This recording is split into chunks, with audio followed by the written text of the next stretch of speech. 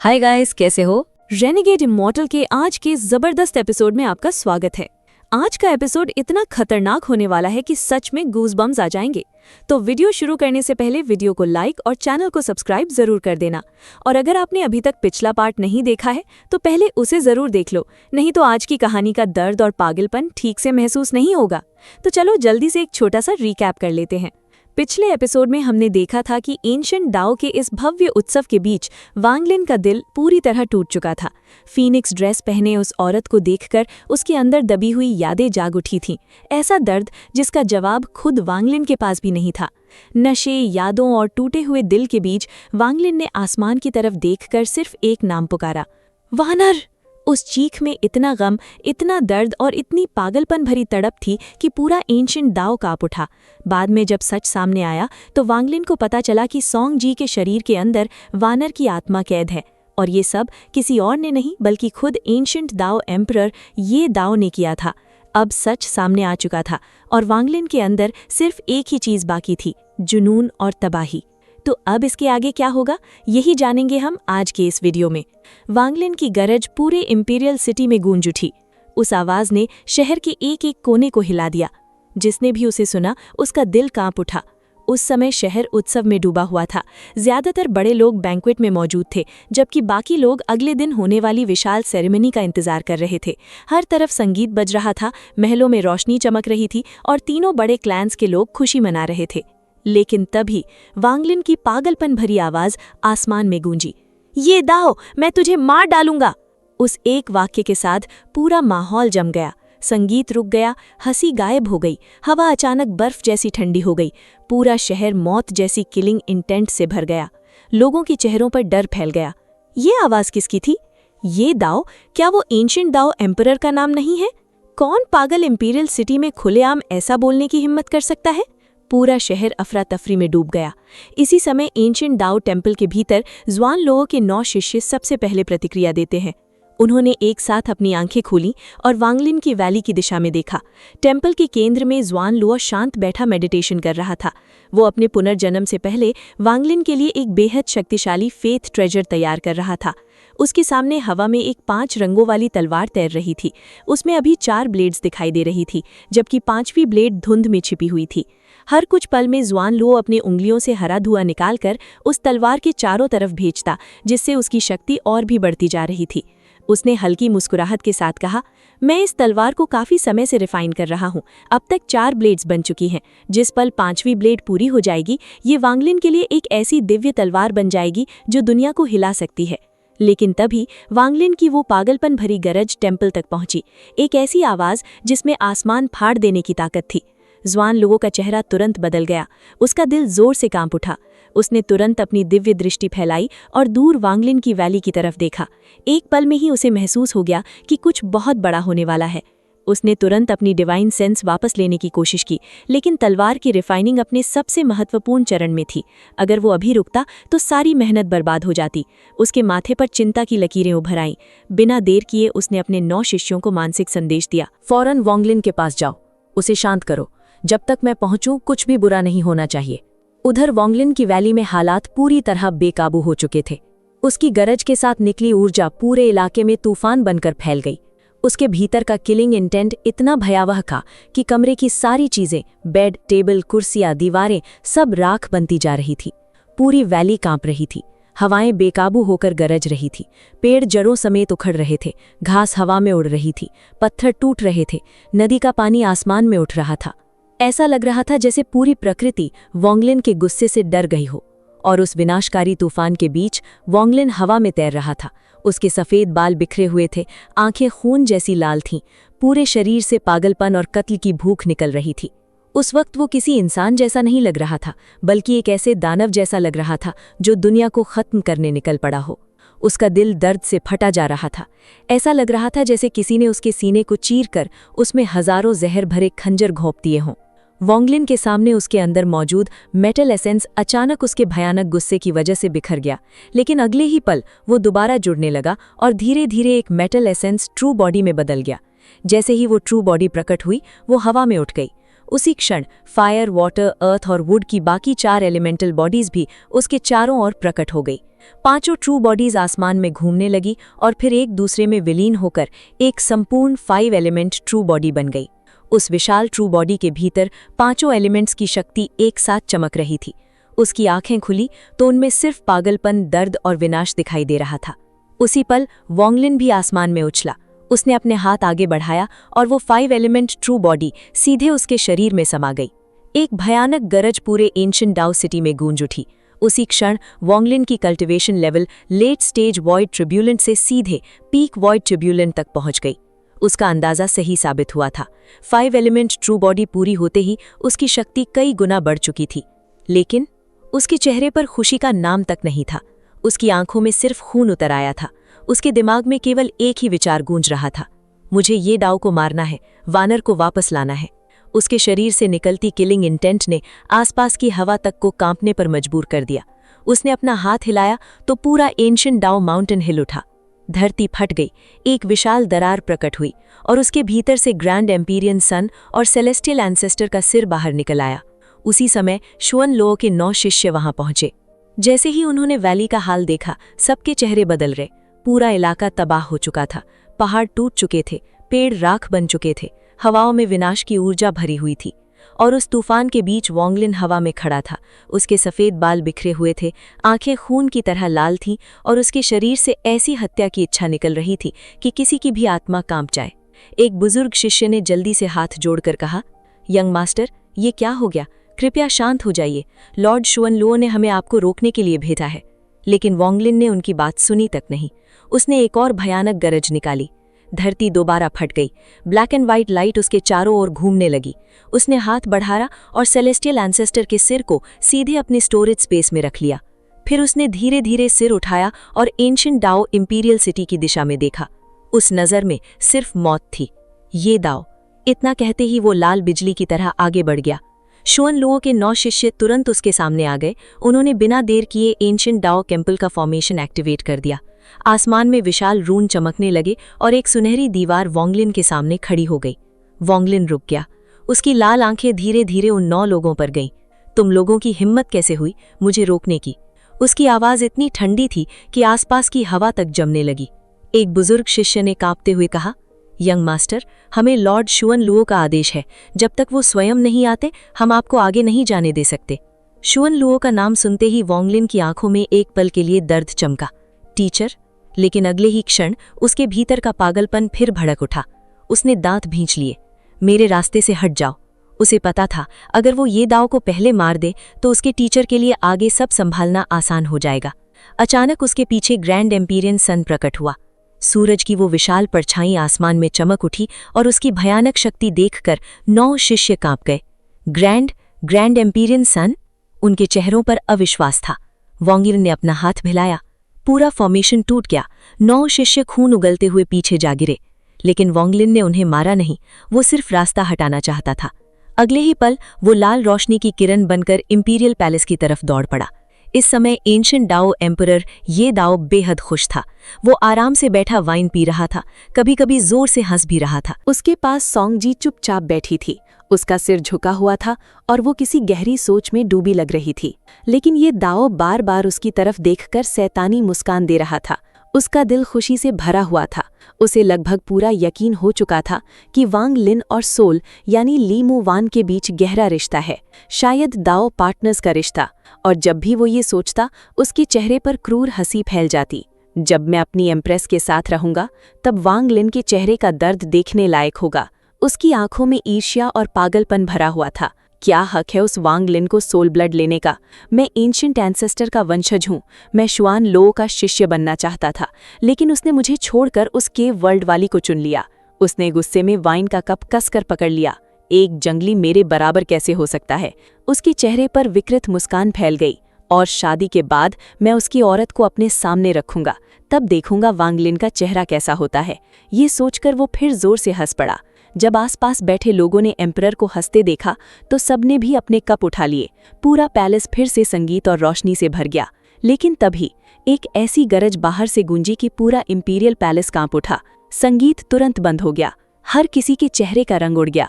सभी ने घबराकर आसमान की तरफ देखा। यहाँ डिवाइन सेंस को रोका गया था, इसीलिए कोई बाहर का दृश्य नहीं देख पा रहा था। लेकिन एक पागल किलिंग इंटेंट पूरे पैलेस में फैल चुकी थी, इतनी भयानक कि खुद ये दाव भी साफ महसूस कर पा रहा था। फिर भी उसने जबरदस्ती खुद को शांत दिखाया। उसने धीरे से वाइन का एक सिप लिया। घबराने की जरूरत नहीं, उसकी आवाज शांत थी। उसे देखकर बाकी लोग भी थोड़ा संभले। आखिर ये एंशंट दाओ इंपीरियल पैलेस था, पूरे एंशंट दाओ की सबसे सुरक्षित जगह। लेकिन कुछ ही सेकंड बाद बाहर की गरज और भी करीब आ गई। इस बार जब ये दाओ ने अपना कप नीचे रखा तो उसके हाथ में हल्की सी कंपी थी। उसने अचानक गुस्से से चिल्लाकर कहा, गार्ड्स कहाँ हैं? तुरंत 108 जिन वॉरियर्स उठकर घुटनों पर गिर गए। एम्परर गुस्से से दहाड़ा, बाहर जाओ, जो भी ये शोर मचा रहा है उसका सिर काटकर मेरे सामने लाओ। आदेश स्वीकार है। 108 जिन वॉरियर्स एक साथ गरजे। उनकी आवाज इतनी भारी थी कि पूरे महल में किलिंग इंटेंट फैल गई। अगले ही पल उनके शरीर 108 रोशनियों में बदल गए और वे बिजली की गति से पैलेस के बाहर निकल गए। एम्परर ने फिर ठंडी आवाज में कहा, एम्प्रेस को यहाँ से ले जाओ, उसे आराम करने दो। सोंगजी के पीछे खड़ी 2 शैडो तुरंत आगे बढ़ी। वो उसे लेकर जाने लगी। सोंगजी धीरे से उठी, लेकिन उसकी आंखों में गहरी उलझन थी। उसके दिमाग में बार बार सिर्फ एक ही नाम गूंज रहा था, वानर। वो समझ नहीं पा रही थी कि ये नाम सुनते ही उसके दिल में इतना दर्द क्यों उठ रहा है। एम्परर ने उसकी तरफ ठंडी नजरों से देखा। अभी तक गई नहीं। उसकी आवाज में ऐसा दबाव था कि सोंगजी का शरीर कांप उठा। उसने तुरंत सिर झुका लिया और चुपचाप आगे बढ़ने लगी। लेकिन तभी एक घूमती हुई भयानक गरज बाहर से गूंजी। एम्परर का चेहरा बदल गया। उसने तुरंत बाहर की तरफ देखा। आसमान में खून की बारिश हो रही थी। 108 जिन वॉरियर्स पूरी तरह तबाह हो चुके थे। उनके शरीर हवा में फटकर बिखर गए थे। टूटे हुए हाथ, बिखरा हुआ खून और चीखें पूरे महल के बाहर फैल गई थीं। उनमें से सिर्फ एक जिन वॉरियर बचा था। वो जमीन पर घुटनों के बल गिरा हुआ था। उसके मुंह से लगातार खून निकल रहा था। उसने कांपते हुए सिर उठाया और पूरी ताकत से चीखा, वांग लिन, वो एम्परर को मारने आया है। ये सुनते ही पूरा महल सन्न रह गया। उसी क्षण सोंगजी के पीछे खड़ी दोनों शैडो भी रुक गईं और पलटकर देखने लगी। तभी बाहर फैली ब्लड मिस्ट के अंदर एक धुंधला सा साया दिखाई दिया। कदमों की धीमी आवाज पूरे महल में गूंजने लगी। वो धीरे धीरे खून की धुंध से बाहर निकला और जैसे ही लोगों ने उसका चेहरा देखा, हर किसी की सांस अटक गई। सफेद बाल, सफेद कपड़े, लेकिन पूरा शरीर खून से भीगा हुआ। उसकी आंखें लाल थीं, उनमें दर्द, पागलपन और हत्या की इच्छा एक साथ जल रही थी। वो था वांग लिन। पैलेस तक पहुंचने के रास्ते में उसने हर कदम पर लाशें छोड़ी थीं। जहां जहां से वो गुजरा था, वहां सिर्फ खून और मौत बची थी। सुबह वो यहाँ शुभकामनाएं देने आया था, लेकिन अब वो अपनी प्रिया को वापस लेने आया था। एंशिएंट दाओ एम्परर का चेहरा तुरंत बदल गया। वो गुस्से से चिल्लाया, वांग लिन, तुम कर क्या रहे हो? लेकिन वांग लिन में उसकी तरफ देखा तक नहीं। उसकी नज़र सिर्फ सोंगजी पर थी। उसकी आंखों में गहरी उलझन थी, जैसे उसके अंदर कोई भूली हुई याद जागने की कोशिश कर रही हो। कुछ सेकंड बाद वांग लिन ने धीरे लेकिन बेहद ठंडी आवाज में कहा, मैं उसे वापस ले जा रहा हूँ। ये सुनते ही एम्परर का चेहरा एक पल के लिए सफ़ेद पड़ गया, लेकिन अगले ही क्षण उसका डर, अहंकार और क्रोध में बदल गया। वो खुद को एंशिएंट दाओ का देवपुत्र समझता था। उसकी नज़र में वांग लिन सिर्फ एक केव वर्ल्ड का जंगली था। एम्परर दहाड़ा, मैंने तुम्हें इज्जत दी, तुम्हें घुटनों के बल झुकने के लिए मजबूर नहीं किया, तुम्हें जिंदा जाने दिया। उसकी आंखों में पागलपन उतर आया। लेकिन तुमने मेरी सेना मार दी और अब मेरी दुल्हन छीनने आए हो। तुमने पूरे एंशिएंट दाओ का अपमान किया है। उसने अपना हाथ उठाया और चीखा, सब लोग इसे मार डालो। हजारों सैनिक एक साथ वांग लिन की तरफ टूट पड़े, लेकिन वांग लिन ने अपनी आंखें बंद कर ली। वो एक पल के लिए बिल्कुल शांत खड़ा रहा। असल में अब तक वो खुद को सिर्फ अपने गुरु श्वान लुओ की वजह से रोक रहा था। वो नहीं चाहता था कि उसके टीचर मुश्किल में पड़े, लेकिन अब सब हद पार हो चुकी थी। उसने धीरे से आंखें खोली। उन आंखों में अब इंसानियत का नामो निशान नहीं था। अगर नहीं दोगे, उसकी आवाज गूंज उठी, तो सब मर जाओगे। वांग लिन ने एक कदम आगे बढ़ाया और उसी पल प्रलय शुरू हो गई। जो भी उसके सामने आया वो खून के धुएं में बदल गया। शरीर फट रहे थे, चीखें गूंज रही थी। पूरा महल नरक बन चुका था। हजारों एंशिएंट दाओ वॉरियर्स उसके ऊपर टूट पड़े। बाकी 2 बड़े क्लैन्स के लोग भी युद्ध में कूद गए, लेकिन कोई भी उसे रोक नहीं पा रहा था। एक एक करके लोग उसके सामने मरते गए। आसमान में देवताओं और राक्षसों के हजारों साहिब प्रकट हुए। उन्होंने एक साथ वांग लिन पर हमला किया, लेकिन तभी वांग लिन के पीछे एक विशाल शैडो उभरा। ऐसा लग रहा था जैसे कोई प्राचीन देवता खुद धरती पर उतर आया हो। उसकी उपस्थिति से पूरा आसमान कांप उठा। उस शैडो ने अपना हाथ उठाया, बस एक बार, और पूरी सेना हवा में उड़ गई। धरती फट गई, महल टूटने लगा, आसमान में दरारें फैल गईं, पूरा इंपीरियल पैलेस बिखरने लगा। लेकिन वांगलिन बिना रुके आगे बढ़ता गया। अब वो महल के बिल्कुल केंद्र तक पहुंच चुका था। एम्पिरर पीछे हट गया। पहली बार उसके दिल में असली डर पैदा हुआ था। वो घबरा कर चिल्लाया, ढोल बजाओ, फॉर्मेशन एक्टिवेट करो, सबको बुलाओ, इसे खत्म कर दो। अगले ही पल पूरे आसमान में युद्ध के ढोल गूंज उठे। आसमान का रंग बदल गया, विशाल फॉर्मेशन चमकने लगे। ये एंशिएंट डाओ इंपीरियल पैलेस का इमरजेंसी सिग्नल था। पूरे एंशिएंट डाओ सिटी में ट्रांसफर एरेज जल उठे। हर दिशा से सैनिक टेलीपोर्ट होकर पैलेस की तरफ आने लगे। ये अब सिर्फ एक लड़ाई नहीं रही थी, ये एंशिएंट डाओ की अंतिम जंग बन चुकी थी। लेकिन वांगलिन के लिए अब दुनिया में सिर्फ एक चीज मायने रखती थी, सोंगजी। वो पागलों की तरह आगे बढ़ता गया। हर पंच के साथ शरीर टूट रहे थे, हर कदम पर खून बह रहा था। बहुत कम लोग उसके एक मुक्के तक को झेल पाए, ज्यादातर तो उसके पास आते ही मर गए। उसके चारों ओर हजारों सैनिक उमड़ रहे थे, ट्रांसफर एरेज लगातार चमक रहे थे, नए नए वॉरियर्स युद्ध में उतरते जा रहे थे। पूरा महल एक विशाल बैटलफील्ड बन चुका था। लेकिन वांगलिन को अब कुछ साफ दिखाई नहीं दे रहा था। उसकी आंखों में सिर्फ एक ही चेहरा था, वानर। और जैसे जैसे भीड़ बढ़ती गई, उसका रास्ता पूरी तरह बंद होने लगा और उसका विजन पूरा ब्लॉक हो गया। वांगलिन ने अचानक एक भयानक दहाड़ लगाई और हवा में छलांग मार दी। ये जगह बेहद खास थी। यहाँ टेलीपोर्टेशन और स्पेशल बेंडिंग पूरी तरह प्रतिबंधित थी। लेकिन जैसे ही वांगलिन आसमान में उठा, उसके आधे भले बाल धीरे धीरे काले होने लगे। उसी क्षण उसके पीछे एक विशाल ग्रैंड एम्पीरियन सन प्रकट हुआ और पूरा आसमान दूसरे सूरज की रोशनी से जगमगा उठा। एक पल के लिए पूरा एंशिएंट डाओ सिटी शांत हो गया। सब लोग स्तब्ध रह गए। एंशिएंट डाओ एम्परर की आंखें फैल गईं और वो अविश्वास में चीख पड़ा, ग्रैंड एम्पीरियन! हजारों एंशिएंट डाओ वॉरियर्स हक्का बक्का रह गए। वो ग्रैंड एम्पीरियन की शक्ति है, ये असंभव है। वांगलिन इतना शक्तिशाली कब बन गया? दूर खड़ा प्रिंस जीदू ये दृश्य देखकर मुस्कुराने लगा। उसकी आंखों में खुशी और पागल उत्साह चमक रहा था।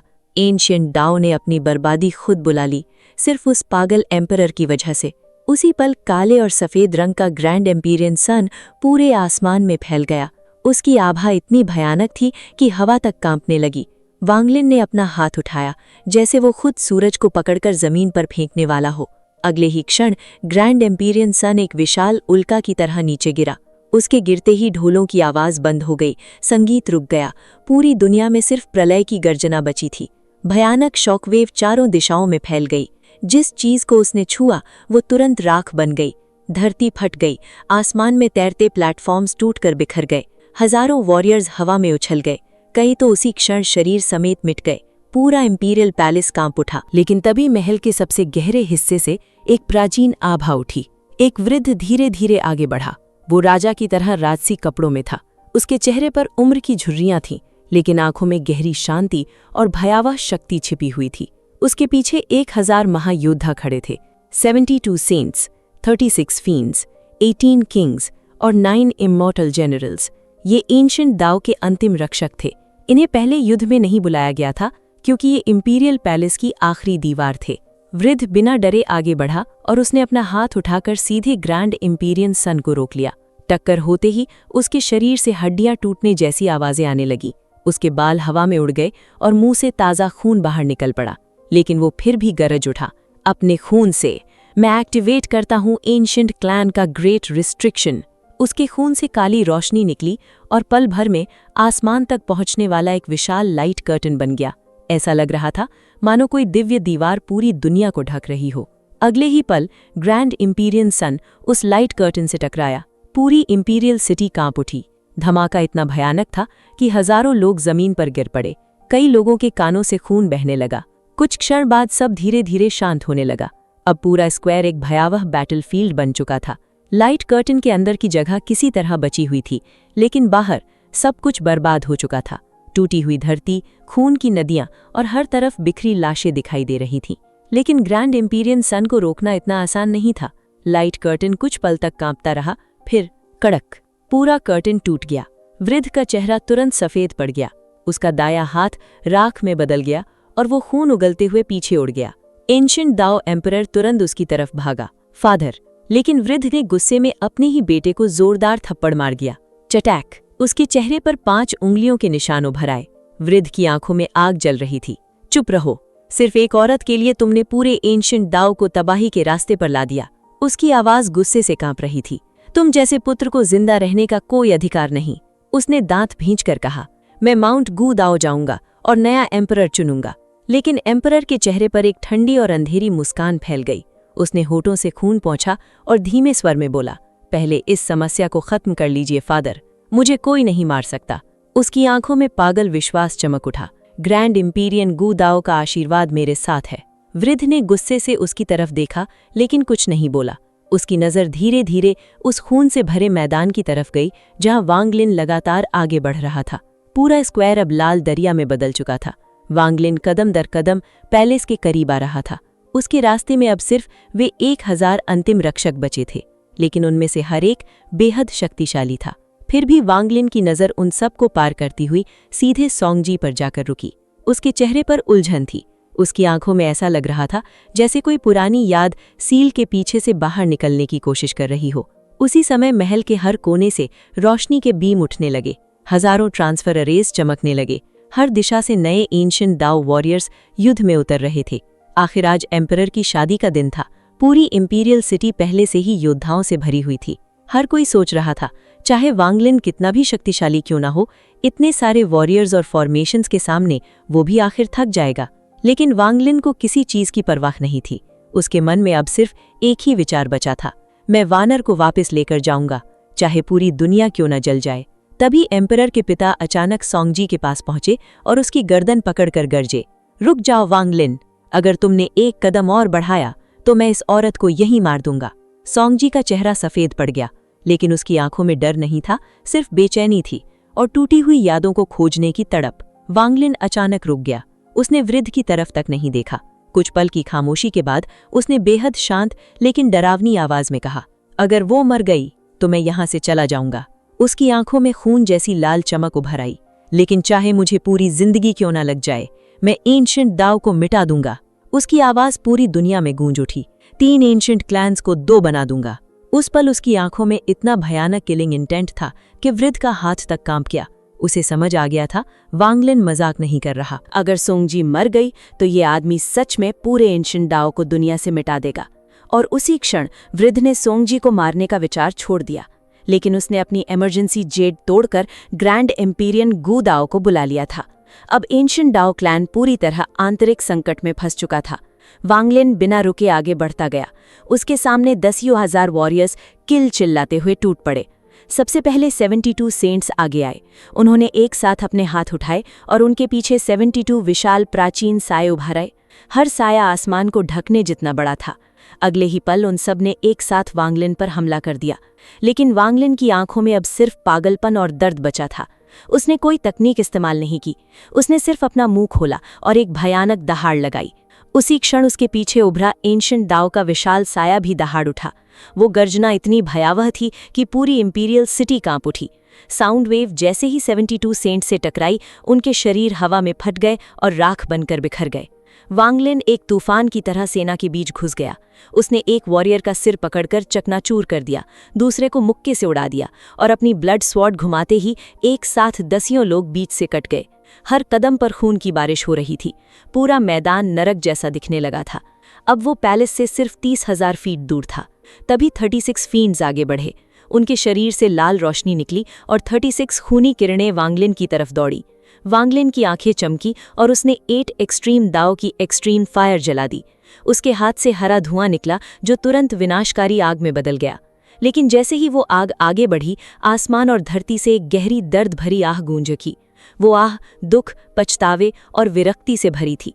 उस आवाज को सुनते ही वांग लिन का पूरा शरीर कांप उठा, क्योंकि वो आवाज किसी और की नहीं, उसके गुरु शुआन लुओ की थी। उसी समय एंशिएंट दाओ इंपीरियल सिटी से बहुत दूर एक छिपे हुए पहाड़ के भीतर एक विशाल फॉर्मेशन चल रहा था। वो फॉर्मेशन इतना जटिल था कि उसे देखकर किसी का भी दिमाग घूम जाए। उसके बीचों बीच एक धुंधला आदमी बैठा था, जिसके चारों ओर 7 रंगों की रोशनी घूम रही थी। वो लगातार सील बना रहा था। उसके सामने एक छोटी सी इल्यूजन दिखाई दे रही थी, एंशिएंट डाओ पैलेस का छोटा रूप। उस इल्यूजन के अंदर अनगिनत काले और सफ़ेद बिंदु थे। काले बिंदु मृत आत्माओं का प्रतीक थे और सफ़ेद बिंदु जीवन शक्ति का। उन सब के बीच एक लाल बिंदु सबसे ज्यादा चमक रहा था। वो था वांगलिन। धुंधले आदमी ने हंसकर बोला, काला मतलब मृत्यु, सफ़ेद मतलब जीवन और लाल वांगलिन। उसने ठंडी मुस्कान के साथ बताया कि वही था जिसने एक औरत की आत्मा का टुकड़ा एंशिएंट डाओ एम्परर को दिया था।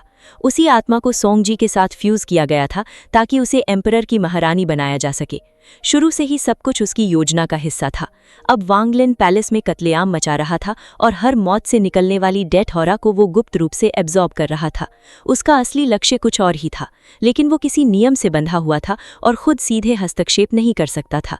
उसने धीमे स्वर में कहा, अगर मैं खुद कार्यवाही करता तो सारी डेथ हॉरा एक ही जगह जमा हो जाती। फिर उसकी नज़र वांगलिन पर गई। उसने देखा कि केव वर्ल्ड से निकली ग्रे गैस अब उसकी ग्रे शरीर को पूरा कर चुकी थी। अब उसके पास 10 रंगों की शक्ति थी, एक ऐसी ताकत जो बेहद भयावह थी। उसने काले बिंदुओं को एब्जॉर्ब करने की कोशिश की, लेकिन तभी एक अदृश्य शक्ति ने उन्हें बचा लिया। वो पहली बार चौंक गया। इसी दौरान शुआन लुओ की वो गहरी सांस वांगलिन तक पहुंची। उसकी आंखों का लालपन धीरे धीरे कम होने लगा। पागलपन शांत हुआ और उसके चेहरे पर सिर्फ दर्द और थकान बची। वांगलिन जानता था कि उसका गुरु जरूर आएगा और उसे रोकेगा। इसी वजह से उसने कुछ समझाने की कोशिश नहीं की। वो सिर्फ एंशिएंट डाओ एम्परर को मारकर ली मुवान यानी सोंगजी को वापस ले जाना चाहता था। उसने एम्परर की हर नीच चाल समझ ली थी। कैसे उसने सोंगजी को अपने पास रखा, कैसे उनके रिश्ते का मजाक बनाया और कैसे जानबूझकर वांगलिन के दिल को तोड़ा। यही वजह थी कि वांगलिन की वो दहाड़, मैं ये दाओ और एम्परर दोनों को मार डालूंगा, उसके दिल के सबसे गहरे दर्द से निकली थी। वो चाहता तो छिपकर एम्परर को खत्म कर सकता था, लेकिन अगर वो ऐसा करता तो उसके गुरु शुआन लुओ की प्रतिष्ठा मिट्टी में मिल जाती। इसीलिए उसने खुलेआम सबके सामने ये युद्ध चुना। 36 फींड्स अब भी उसकी तरफ बढ़ रहे थे, लेकिन वांगलिन ने धीरे से सिर झुकाया और बस एक शब्द कहा, टीचर। अगले ही पल आसमान फट गया और शुआन लुओ वहां उतर आए। उनका चेहरा थका हुआ था, लेकिन उनकी मौजूदगी से पूरा युद्ध क्षेत्र शांत हो गया। उन्होंने हाथ हिलाया और चारों तरफ फैली विनाशकारी शक्ति रुक गई। चाहे गुस्सा हो या बदला, वांगलिन ने अपनी हद पार कर दी थी, लेकिन अपने गुरु के सम्मान के लिए उसने आखिरी सीमा तक खुद को रोके रखा। एक तरफ बदला था, दूसरी तरफ गुरु की मर्यादा, और वांगलिन इन दोनों के बीच जल रहा था। एंशिएंट डाओ एम्परर ने शुआन लुओ को देखकर तुरंत नकली हंसी हंसी और कहने लगा, लॉर्ड शुआन लुओ, वांगलिन ने पैलेस में घुसकर मेरी महारानी को चुराने की कोशिश की है। उसने लेकिन उसके शब्द पूरे भी नहीं हुए थे कि शुआन लुओ की ठंडी और गूंजती आवाज पूरे महल में फैल गई, चुप रहो और यहाँ से निकल जाओ। वो एम्परर तुरंत खून थूकते हुए पीछे हट गया। वो पूरी तरह शॉक में आ गया था। उसके पास बोलने की हिम्मत तक नहीं बची जब उसने शुआन लुओ की आंखों में साफ मार डालने का इरादा देखा। उसका पिता, एक बुझा हुआ बूढ़ा आदमी जिसका एक हाथ पहले ही नष्ट हो चुका था, आगे बढ़कर भारी आवाज में बोला, ग्रैंड एम्पेरियन शुआन लुओ, ये लड़का हमारे एंशिएंट दाओ के हजारों लोगों को मार चुका है। इसने इंपीरियल सिटी को तबाह कर दिया। ये माफी के लायक नहीं है। शुआन लुओ ने कोई जवाब नहीं दिया। उन्होंने बस चुपचाप वांगलिन की तरफ देखा। उनकी आंखों में दुख, पछतावा और उम्र की थकान साफ दिखाई दे रही थी। काफी देर बाद उन्होंने धीमी आवाज में पूछा, क्यों? वांगलिन ने ठंडी सांस ली। उसका चेहरा पीला पड़ चुका था। उसने धीरे से कहा, टीचर, गुस्सा मत हो। इतना कहकर उसने अपने सीने पर हाथ मारा। उसके मुंह से खून निकला और उसने उस खून को हवा में उड़ा दिया। जैसे ही वो खून जमीन पर फैले लहू से मिला, पूरी जगह लाल रोशनी से चमक उठी। उसी पल एक चौंका देने वाला दृश्य सामने आया।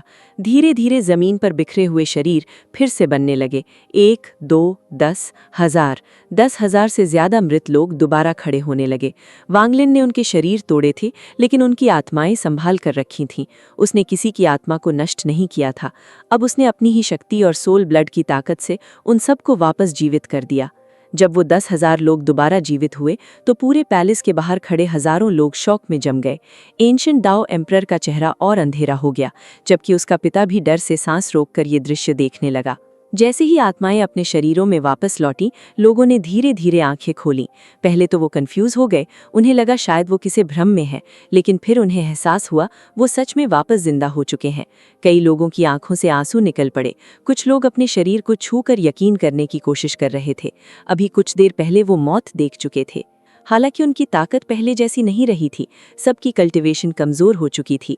वांगलिन का स्पेल उन्हें पूरी तरह पहले जैसा नहीं बना सकता था, लेकिन चूंकि वांगलिन के अंदर सोल ब्लड मौजूद था, इसलिए कुछ दशकों में वो फिर अपनी पुरानी ताकत हासिल कर सकते थे। ये ऐसी शक्ति थी जो सिर्फ सोल ब्लड रखने वालों के पास होती थी, लगभग एंशिएंट एंसेस्टर के बराबर की शक्ति। पूरा मैदान खामोश हो गया। अब लोगों की आंखों में वांगलिन के लिए सिर्फ डर नहीं था, वहां सम्मान, अपराध बोध और हैरानी भी थी। शुआन लुओ के नीचे जो 9 शिष्य थे, उन्होंने गहरी सांस ली। वो जानते थे कि उनकी जान सिर्फ वांगलिन की वजह से बची है। उनकी आत्माएं भी उसी के पास थीं। अगर वांगलिन चाहता तो वो उन्हें सच में मिटा सकता था। वांगलिन का चेहरा अब और ज्यादा सफेद पड़ चुका था। वो बेहद कमजोर दिख रहा था। उसने खुद को नुकसान पहुंचाकर हजारों लोगों को दोबारा जिंदा किया था, सिर्फ इसलिए ताकि उसका गुरु उससे निराश ना हो। उसने ये सब पहले से सोच रखा था। चाहे वो जीतता या हारता, अंत में वो सारी आत्माएं वापस लाकर शुआन लुओ के सामने लोगों को जीवित कर देता। शुआन लुओ ये देखकर अंदर तक हिल गए। उन्हें महसूस हुआ कि ये सब सिर्फ सोल ब्लड की वजह से संभव हो पाया। उनके दिल में एक पुरानी बात गूंज उठी, 3 बूंद सोल ब्लड एक नया क्लैन खड़ा कर सकती है। अब उन्हें सच में यकीन हो गया था। वांगलिन ने कमजोर आवाज में कहा, टीचर, मैंने किसी एंशिएंट डाओ सदस्य को सच में नहीं मारा। तभी एंशिएंट डाओ एम्परर गुस्से में चिल्लाया, चाहे उसने उन्हें मारा नहीं, लेकिन उसने हमारे शक्तिशाली लोगों को कमजोर कर दिया। उसने इंपीरियल पैलेस की इज्जत मिट्टी में मिला दी। इसे मरना ही होगा। शुआन लुओ ने शांत स्वर में पूछा, वांगलिन, टीचर को बताओ ये सब क्यों किया? पहले उनके दिल में दर्द और निराशा थी। उन्हें लगा था कि वांगलिन पागलपन में कत्लेआम बचा बैठा है, लेकिन अब जब उन्होंने देखा कि वांगलिन ने अपनी जान की कीमत पर सबको दोबारा जीवित कर दिया, उनका दिल पिघल गया। उन्हें समझ आ गया कि वांगलिन ने ये सब उनके जज्बातों को ध्यान में रखकर पहले से प्लान किया था। शुआन लुओ के चेहरे पर नर्म भाव उभरे। उनके दिल में एक ही बात आई, मेरा शिष्य अब भी मुझे समझता है। उन्होंने गहरी सांस ली और अब उन्हें अंदाजा हो चुका था कि इसके पीछे जरूर कोई बहुत बड़ी वजह है। वांगलिन का चेहरा पीला था। उसने धीरे से कहा, मेरी पत्नी की आत्मा सोंग जी के शरीर में है। डिसाइपल उसे वापस ले जाने आया है। एंशिएंट डाओ एम्परर को ये पता है और वो उसे जाने नहीं देगा। अगर जरूरत पड़ी तो मुझे उसे मारना पड़ेगा। यह सुनते ही एंशिएंट डाओ एम्परर का चेहरा बदल गया। वो तुरंत गुस्से में चिल्लाया, बकवास, तुम मेरी एम्प्रेस को छीनना चाहते हो। कैसे मैं उसे तुम्हें दे दूं? तुम कहते हो उसकी आत्मा उसके शरीर में है। ये कैसी बेहुदा बात है? तुम यहाँ आए और कुछ समझाया तक नहीं। क्यों मैं अपनी एम्प्रेस तुम्हें सौंप दूं? उसकी आवाज बेहद तेज थी, लेकिन उसके दिल के अंदर डर भी मौजूद था। वो मान रहा था कि वांगलिन उसे नुकसान नहीं पहुंचा सकता, खासकर शुआन लुओ के सामने। अगर वो अब पीछे हटता तो उसकी शाही प्रतिष्ठा खत्म हो जाती। आखिर वो एंशिएंट डाओ एम्परर था। उसने मन ही मन सोचा कि ये मामला खत्म होने के बाद वो सूंग जी को पूरी तरह अपना बना लेगा। वो वांगलिन को जिंदगी भर दर्द में जलता हुआ देखना चाहता था। आखिर में उसने ठंडी हंसी के साथ कहा, अगर तुम मेरी एम्प्रेस को ले जाना चाहते हो तो सबूत दिखाओ। वांगलिन चुप खड़ा रहा। उसके अंदर मारने की इच्छा इतनी भयानक हो चुकी थी कि अगर वो चाहता तो सामने खड़े हजारों लोगों की गर्दनें एक एक करके काटता हुआ सीधे एंशिएंट डाओ एम्परर तक पहुंच जाता, लेकिन वो ऐसा नहीं कर सका।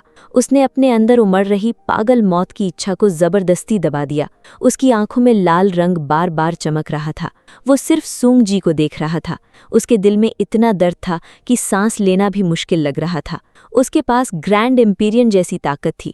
पूरी एंशिएंट डाओ सिटी उसके सामने कांप रही थी, लेकिन फिर भी एक छोटे से एम्परर के सामने वो आगे कदम नहीं बढ़ा पा रहा था।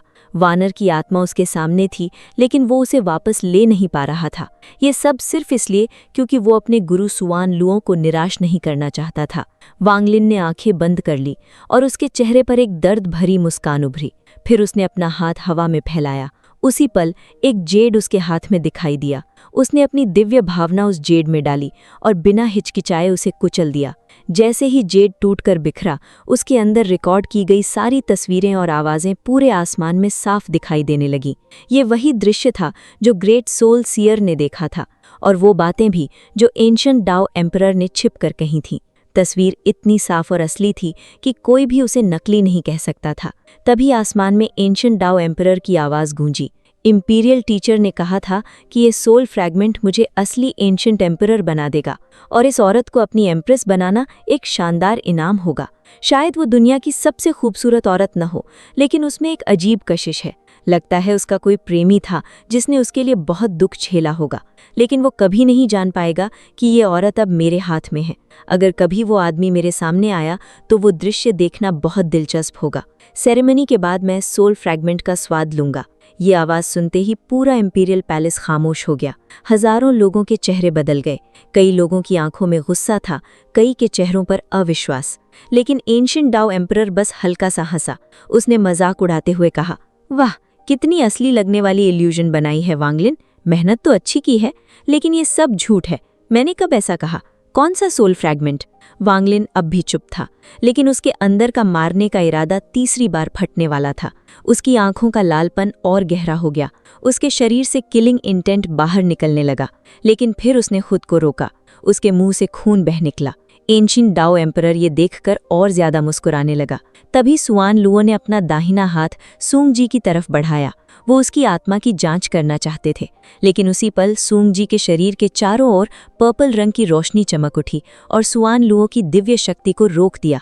वो एक हाथ वाला वृद्ध तुरंत चीख उठा, purple print ancestral soul lock. ये सुनते ही कई लोगों के चेहरे बदल गए।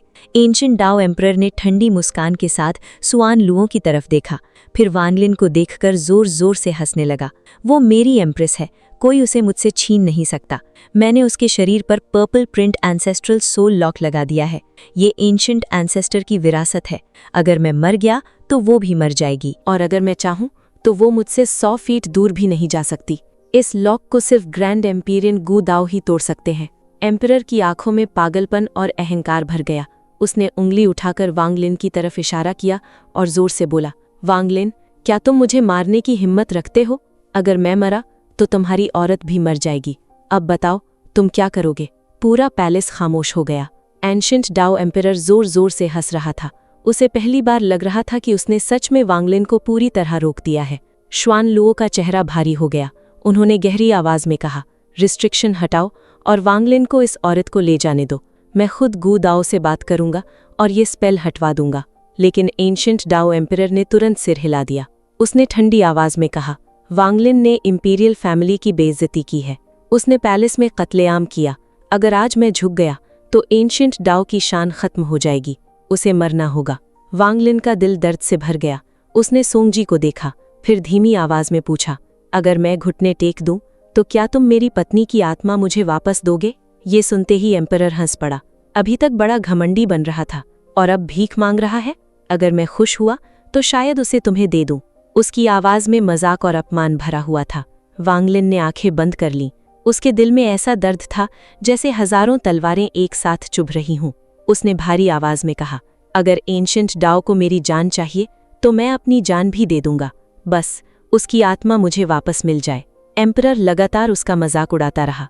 वांगलिन का शरीर कांपने लगा।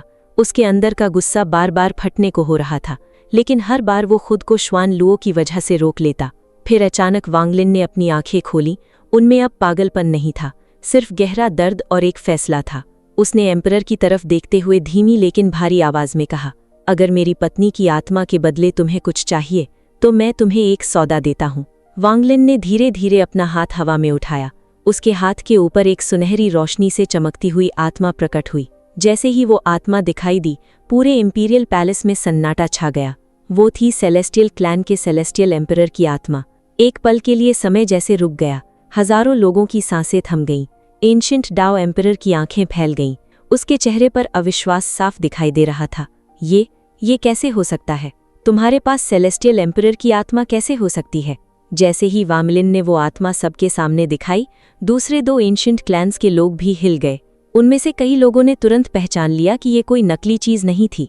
ये सच में एक ग्रैंड एम्पीरियन स्तर की आत्मा थी। एंशिएंट डाओ एम्परर का पिता और शुआन लुओ दोनों अंदर तक कांप उठे। आखिर सेलेस्टियल एम्परर खुद एक ग्रैंड एम्पीरियन था। उसकी आत्मा का किसी के हाथ में होना लगभग नामुमकिन था। लेकिन फिर भी एंशिएंट डाओ एम्परर ने अपने दिल के लालच को दबाते हुए ठंडी आवाज में कहा, ये अभी भी काफी नहीं है। उसकी आंखों में पहली बार डर और लालच एक साथ दिखाई दिया। तभी वांगलिन ने फिर अपना हाथ उठाया।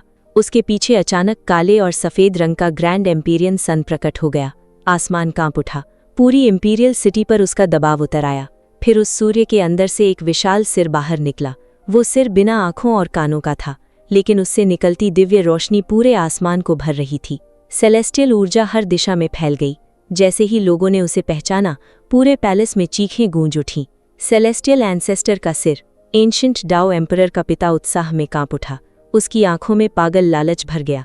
वो जोर से चिल्लाया, ये दाओ, अगर ये दोनों चीजें एंशिएंट डाओ को मिल जाएं, तो हम पूरी एंशिएंट क्लैन पर राज कर सकते हैं। उस औरत को छोड़ दो। एंशिएंट डाओ एम्परर बाहर से शांत दिख रहा था, लेकिन अंदर उसके मन में एक और विचार चल रहा था। अगर अभी वांगलिन को मार दिया जाए तो दोनों खजाने एंशिएंट डाओ के हो जाएंगे। उसकी आंखों में धीरे धीरे किलिंग इंटेंट उभर आया। उसका पिता कुछ बोलने ही वाला था कि तभी शुआनलुओ की भयानक गरज पूरे आसमान में गूंज उठी। धरती कांप गई, आसमान फटने लगा, हजारों लोग खून उगलते हुए पीछे हट गए। यहाँ तक कि एंशिएंट डाओ एम्परर भी खून थूकते हुए पीछे लड़खड़ा गया। वो गुस्से में चीखा, शुआनलुओ, तुम मुझे चोट पहुंचाने की हिम्मत करते हो? गू दाओ तुम्हें कभी माफ नहीं करेगा। लेकिन इस बार शुआनलुओ की आंखों में वो शांत दया नहीं थी जो हमेशा रहती थी। उन्होंने ठंडी आवाज में कहा, रिस्ट्रिक्शन हटाओ, तुम दोनों खजाने ले लो, लेकिन अगर तुमने मना किया तो मैं गू दाओ से लड़कर भी तुम्हें मार दूंगा। उनकी आवाज में ऐसी दृढ़ता थी कि पूरा इंपीरियल पैलेस कांप उठा। शुआनलुओ के दिल में दर्द था। वो समझ चुके थे कि वांगलिन अब तक जो कुछ सह रहा था वो सिर्फ अपने गुरु की इज्जत के लिए सह रहा था। अगर वो चाहता तो पूरे पैलेस को खून से भर देता, लेकिन उसने खुद को रोका, बार बार रोका, सिर्फ इसलिए कि उसका गुरु मुश्किल में ना पड़े। शुआनलुओ के दिल में अचानक गर्व भर गया। उन्होंने मन ही मन सोचा, ऐसा शिष्य होने पर मुझे गर्व है। अगर जरूरत पड़ी तो मैं सच में उसके लिए एम्परर को मार दूंगा, चाहे उसका परिणाम कुछ भी क्यों ना हो। एंशिएंट दाओ एम्परर गरज उठा, तू मुझे मारने की हिम्मत करेगा? तू गू दाओ का विरोध करेगा? तू एंशिएंट दाओ के खिलाफ जाएगा? तू हमेशा के लिए पापी कहलाएगा। ये सुनकर शुआनलुओ का शरीर हल्का कांप गया।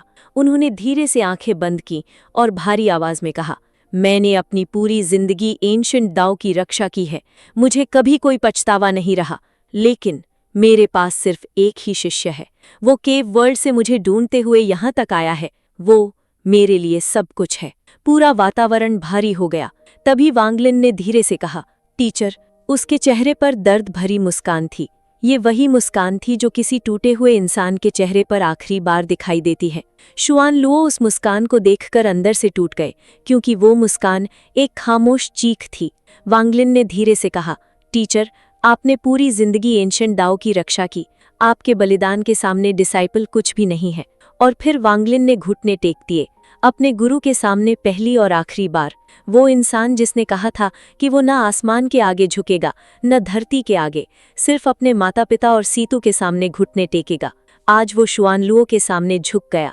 शुआनलुओ की आंखों में आंसू भर आए। ये पल उनके लिए सबसे ज्यादा दर्दनाक था। एक गुरु और शिष्य दोनों अपनी इज्जत, अपना गर्व और अपना दिल दांव पर लगा चुके थे, सिर्फ एक आत्मा के लिए।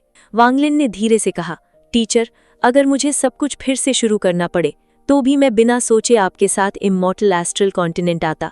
शुआनलुओ के दिल का दर्द और गहरा हो गया। उन्हें महसूस हुआ कि उनका शिष्य उन्हें कितना मानता है। वांगलिन ने सिर झुकाकर कहा, गुरु का एहसान पहाड़ से भी भारी होता है, मैं उसे कभी नहीं भूल सकता। फिर उसने धीरे से अपने कपड़ों की धूल झाड़ी, जैसे वो अपने अंदर जमा हजारों सालों का दर्द हटाने की कोशिश कर रहा हो। अपने गुरु के लिए वो घुटने टेक सकता था, अपनी पत्नी की आत्मा के लिए सब कुछ दे सकता था, यहाँ तक कि एम्परर को मारने की इच्छा भी दबा सकता था। लेकिन अब उसके अंदर का सब्र खत्म हो चुका था। वांगलिन ने आसमान की तरफ देखा और हंसने लगा। वो हंसी खुशियों वाली नहीं थी, वो ऐसी हंसी थी जिसमें हजारों सालों का दर्द, अकेलापन, पछतावा और उन सभी लोगों के लिए प्यार छुपा था जिन्होंने कभी उस पर दया दिखाई थी। वांगलिन धीरे धीरे हंसते हुए बोला, मैं बचपन से लेकर आज तक अनगिनत मौतें, धोखे और तन्हाई देख चुका हूँ। मेरी पत्नी मर गई, मेरा बेटा पुनर्जन्म के चक्र में फंस गया, मेरे दोस्त मुझसे बिछड़ गए और जिन लोगों ने मुझ पर दया दिखाई उनका अंत भी अच्छा नहीं हुआ। लेकिन फिर भी मैं उनका एहसान कभी नहीं भूलता, क्योंकि यही दया, यही प्यार इंसान को आखिर तक इंसान बनाए रखता है।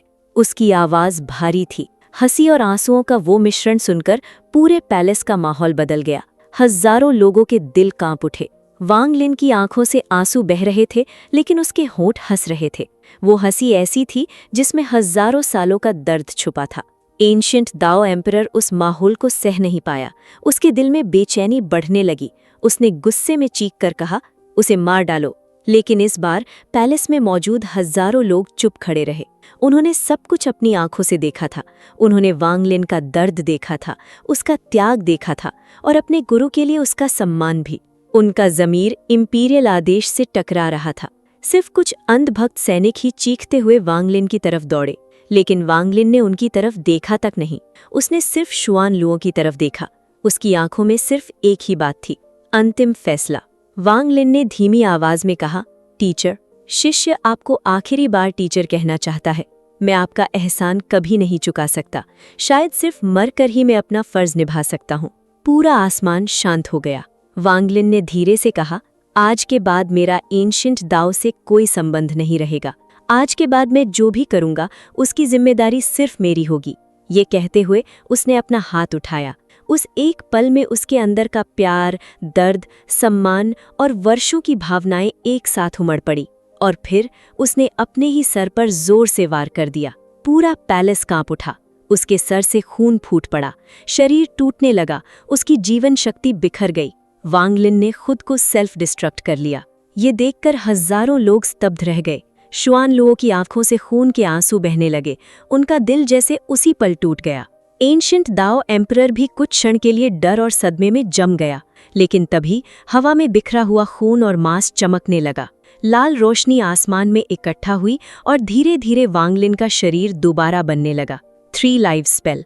वो पुनर्जन्म लेकर वापस आ गया, लेकिन अब सब कुछ बदल चुका था।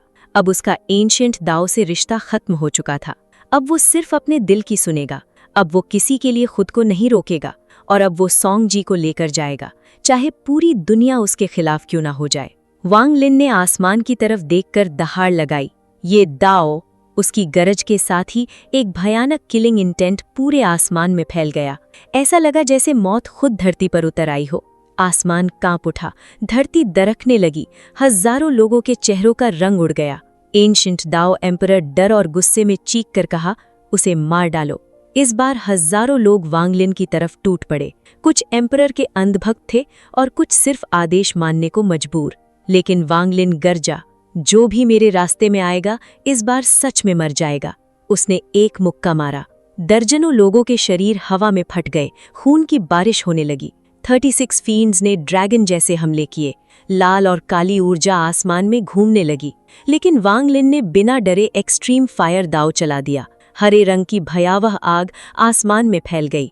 एक ही पल में 36 ड्रैगन जलकर राख हो गए। 18 किंग्स में से एक ने पीछे से छुपकर हमला करने की कोशिश की, लेकिन वांग लिन बिजली की तरह मुड़ा।